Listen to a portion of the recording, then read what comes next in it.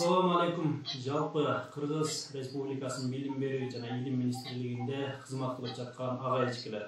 Саламатсыздарбы? Урматтуу окуучулар, бүгүнкү учурда аба менен суудай зарыл болгон информатика предметинен онлайн сабак өтмөкчүбүз. Мына ушул сабакка жакшылап назар салып, тетире турушуңуздарды саздап, көңүл буруп отуруңуздар. Анда эмесе сабагыбызды баштадык.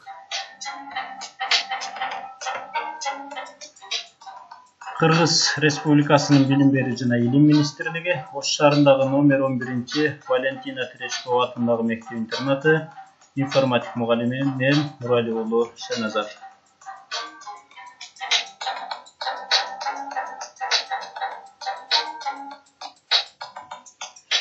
Бүгүнкү сабактын темасы моделдөө жана калыпташтыруу.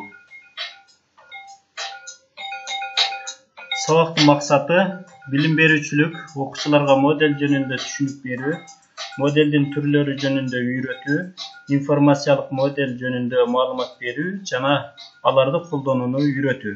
Өнүктүрүүчүлүк, окуучулардын маалыматтык маданиятын жана модель боюнча билимдерин тереңдетүү же үйрөтүү. Тарбия берүүчүлүк, окуучулардын маалыматтык маданиятын жакшыртуу, топто иштөөгө тарбиялоо. Жагымдуу маанай. Маанайдын жакшысы адамдын жан дүйнөсүнө жакшы нерселерди сиңирүүгө жардам берет же алууга жардам берет. Келиңиздер, маанайды жакшы кылып, бүгүнкү онлайн сабакка активдүү катышыңыздар. Бүгүнкү сабакта модель түшүнүгү, модель деген эмне, материалдык жана информациялык модельдер боюнча карамакчыбыз. Модель түшүнүгү адам өзүнүн көркөм илимий практикалык ишмердүүлүгүндө көп учурда модельдерди пайдаланат. Ошону менен бирге өзү азыр иштөөгө туура келген же келечекте иштетилүүчү объекттин, процесстин же кубулуштун образын түзөт.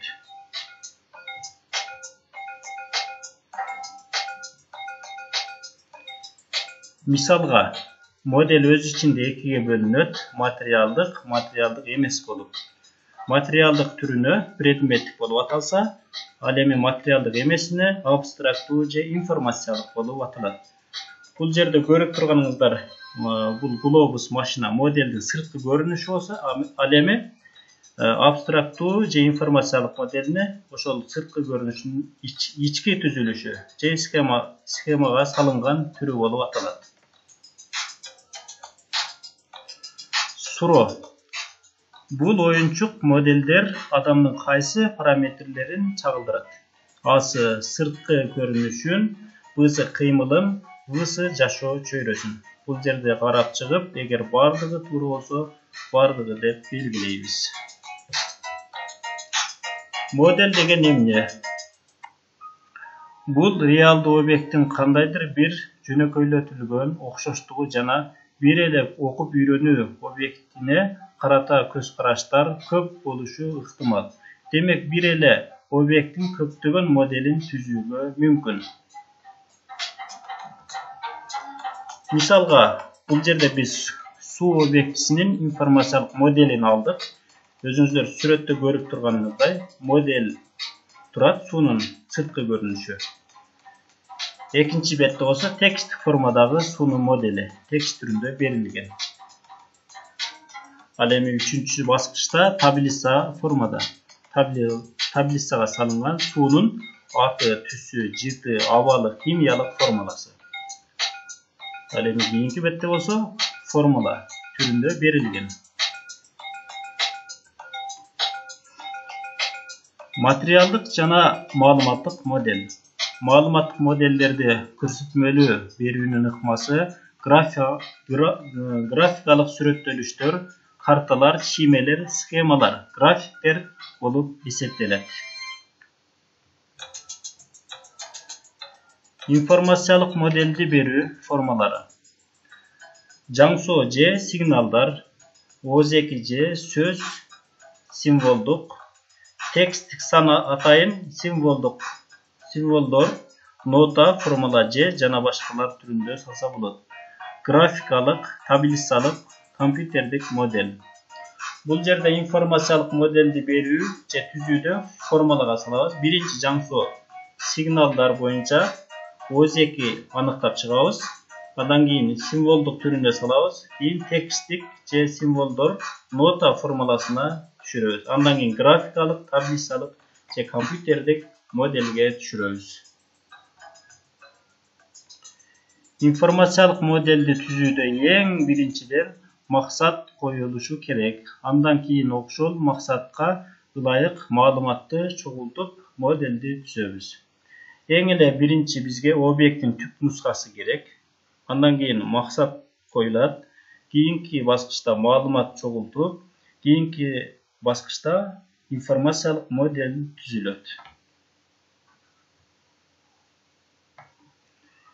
Анықтама, информациялык модель бул изилдөөчү үчүн объекттин эң маанилүү касиеттерин чагылдырган максатка ылайык тандалып алынган маалыматтар жыйындысы. Кийинки баскычта компьютердик модель, видео жана анын ичиндеги аткарылган кызматтар. Компьютердик модель бул сүрөттө көрүп турганыңыздардай компьютер сырткы модель болсо, ички түзүлүшүндө түзүлгөн схемалар, аткарылуучу иш аракеттер кыймылга келтирүүчү программалар. Компьютер объекттин информациялык модельдерин түзүүнүн универсалдуу каражаты болуп саналат.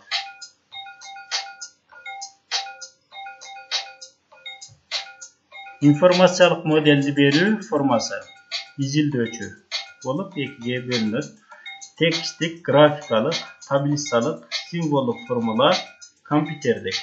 Текстке жазуучу, ырчы, студент жана башка ушундай текст түшүрүүчү модельдер кирет. Графикалык болсо сүрөтчү, фото сүрөтчүлөр кирет. Ал эми таблицалык түрүнө окумуштуу, мугалим жана башка ушул сыяктуу таблицага салуучулар кирет. Символдук формуласына химиялык абалы кирет. Компьютердик, химия, физика, дизайнер жана башкалар.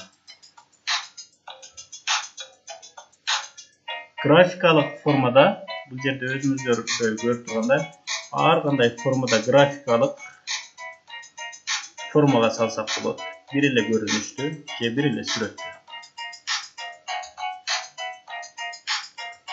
Урматтуу окуучулар, биз жогорудагы модельдер боюнча кыскача маалымат окудук. Аны тереңирээк сайт тармактарына модель боюнча карап, үй тапшырмасына келечектеги санариптүү Кыргызстандын моделин түзүүгө аракет жасайбыз. Бүгүнкү сабакка көңүл бурганыңыздар үчүн чоң рахмат. Эмки сабакта көрүшкөнгө чейин.